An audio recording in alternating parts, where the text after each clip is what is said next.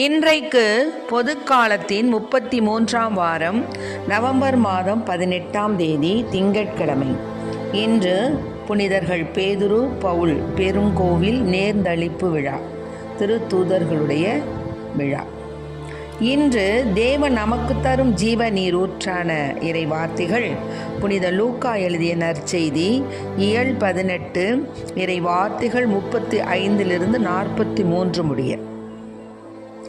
அக்காலத்தில் இயேசு எரிகோவை நெருங்கி வந்தபோது பார்வையற்ற ஒருவர் வழியோரமாய் உட்கார்ந்து பிச்சை எடுத்து கொண்டிருந்தார். மக்கள் கூட்டம் கடந்து போய்க் கொண்டிருந்ததை கவனித்த அவர், இது என்ன என்று வினவினார். நாசரேத் இயேசு போய்க் கொண்டிருக்கிறார் என்று அவருக்கு தெரிவித்தார்கள். உடனே அவர், இயேசுவே, தாவீதின் மகனே, எனக்கு இரங்கும் என்று கூக்குரலிட்டார். முன்னே சென்று கொண்டிருந்தவர்கள் அமைதியாய் இருக்குமாறு அவரை அதட்டினார்கள்.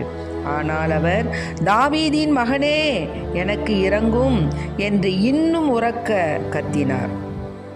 இயேசு நின்று அவரை தம்மிடம் கூட்டிக் கொண்டு வரும்படி ஆணையிட்டார். அவர் நெருங்கி வந்ததும், நான் உமக்கு என்ன செய்ய வேண்டும் என விரும்புகிறீர் என்று இயேசு கேட்டார். அதற்கு அவர், ஆண்டவரே, நான் மீண்டும் பார்வை பெற வேண்டும் என்றார். இயேசு அவரிடம், பார்வை பெறும், உமது நம்பிக்கை உம்மை நலமாக்கிற்று என்றார். அவர் உடனே பார்வை பெற்று கடவுளை போற்றி புகழ்ந்து கொண்டே இயேசுவை பின்பற்றினார். இதை கண்ட மக்கள் யாவரும் கடவுளை புகழ்ந்தனர். ஆண்டவரின் அருள்வாக்கு. கிறிஸ்துவே மக்கு புகழ். நெஞ்சே நீ போற்றிடு நேசமுள்ள ஆண்டவரை. நெஞ்சே நீ போற்றிடு நேசமுள்ள ஆண்டவரை. நெஞ்சே நீ போற்றிடு நேசமுள்ள ஆண்டவரை. நேசமுள்ள ஆண்டவரை. நெஞ்சே நீ போற்றிடு நேசமுள்ள ஆண்டவரை.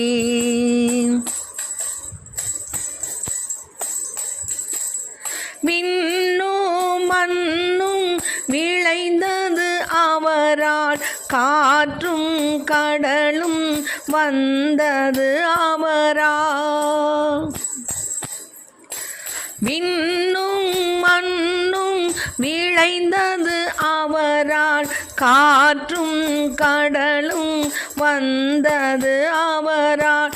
வீசும் தென்றலும் பொழிந்திடும் மழையும் புலர்ந்திடும் யாவும் புகழ்மிகு அவரால். நம்பிக்கை திரளாய் ஆண்டவர் அவரே. நம்பிக்கை பிறழா ஆண்டவர் அவரே. நெஞ்சே நீ போற்றிடு நேசமுள்ள ஆண்டவரை. நெஞ்சே நீ போற்றிடு நேசமுள்ள ஆண்டவரை. நேசமுள்ள ஆண்டவரை. நெஞ்சே நீ போற்றிடு நேசமுள்ள ஆண்டவரை. நேசமுள்ள ஆண்டவரை. இன்றைக்கு நம் தேவன் தரும் ஜீவ நீரூற்றான இறை வார்த்தைகளை கேட்டோம். ஒரு பார்வையற்ற ஒருவர் வழியோரமாக அமர்ந்திருந்தார். அப்பொழுது அவரை தாண்டி கொண்டு பெரும் கூட்டம் போய்கிட்டு இருந்துச்சு. அப்போ பெரிய சப்தம் கேட்டது. அப்போ அவர் என்ன யார் போகிறா அப்படின்னு கேட்டார். நாசரேத் இயேசு போய்கிட்டு இருக்கிறாரு அப்படின்னு தெரிஞ்ச உடனே, நாசரேத் இயேசு நமக்கு குணமளிப்பார் என்ற அந்த நம்பிக்கை, அந்த மகனுக்கு இருந்ததுனால அவன் என்ன செய்கிறான், கேள்விப்பட்டிருக்கிறான். நாசரேத்து இயேசு எல்லாருக்கும் உதவி செய்கிறாரு, பல புதுமைகள் செய்கிறாருங்கிறத கேள்விப்பட்டதுனால தான் அவன் உடனே என்ன செய்கிறான், தாவீதின் மகனே இயேசுவே எனக்கு மனம் இறங்கும் அப்படின்னு சொல்லி கத்துறான். அப்போது அந்த கூட்டத்தில் சவுண்டு உழுவல.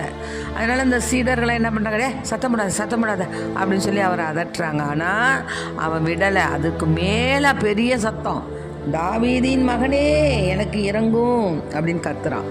உடனே ஆண்டவர் அவனுடைய குரலை கேட்டு, நீ என்னப்பா விரும்புகிற அப்படிங்கும்போது, ஆண்டவரே நான் மீண்டும் பார்வை பெற வேண்டும்னு சொல்கிறான். உடனே பார்வை பெறும், உமது நம்பிக்கை உம்மை நலமாக்கிட்டுன்னு பார்வை பெற்று கடவுளை போற்றி புகழ்ந்து கொண்டு இயேசுவை பின்பற்றினார். இதை கண்ட மக்கள் யாவரும் கடவுளை புகழ்ந்தனர். இது கடவுள் நிகழ்த்திய அரும்பெரும் காரியம். பார்வையற்ற மகனுக்கு பார்வை கொடுத்தார்.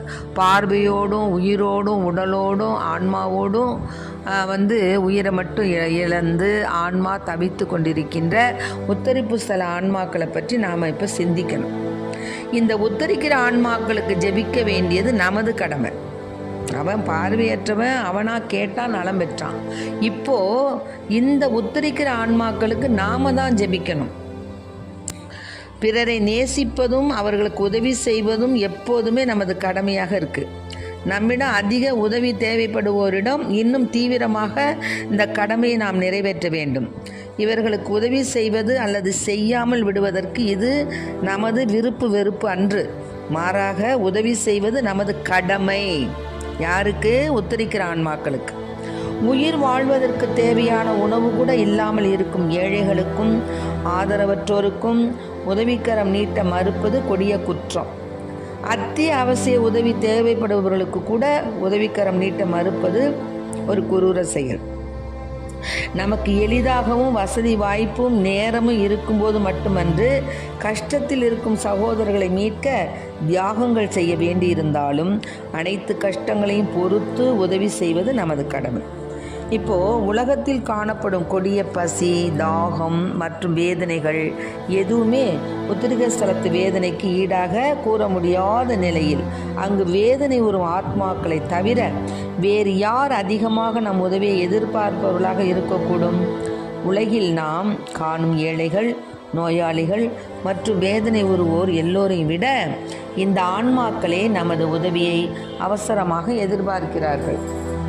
அதனால நாம் நல்ல மனதுடையோர் நிறைய பேர் என்ன செய்கிறாங்க, மற்ற கஷ்டங்கள் வேதனைகள் இருப்பவர்களுக்கே பெருமளவில் உதவி செய்கிறாங்க. உத்தரிக்கிற ஆன்மாக்கள் மீட்பிற்காக பணியாற்றுபவர்கள் மிக சிலர் தான். அதிக அளவில் நமது உதவியை எதிர்பார்க்கும் இந்த ஆன்மாக்களில் நமது பெற்றோர் இருக்கலாம், உற்றார் இருக்கலாம், உறவினர் இருக்கலாம், நண்பர்கள் கூட இருக்கலாம். ஏதோ இறக்குறாங்க, முடிஞ்சிச்சு, ஒரு நாள் முச்சிட்டு வச்சு அழுது முடித்து கொண்டு போய் கல்லறையில் வச்சுட்டு முடிச்சிட்டோம். அப்புறம் 3ஆம் நாள் பால் தெளிக்கிறது, அப்புறம் 40ஆம் நாள் காரியம் செய்கிறதுன்னு அதோடு முடித்து ஒரு படத்திறப்பு விழா செஞ்சு அதோடு விட்டுறோம். ஆனால் அவங்க ஆன்மா இறைவனிடம் போக வேண்டும் என்று விரும்பி கொண்டு தாகத்தோடு இருக்குமா. அப்படிப்பட்ட ஆன்மாவை நம்ம ஆண்டவரிடத்தில் கொண்டு போகணும்னு சொன்னால் நாம் திருப்பலியை ஒப்பு கொடுக்கணும். அதான் முக்கியம்.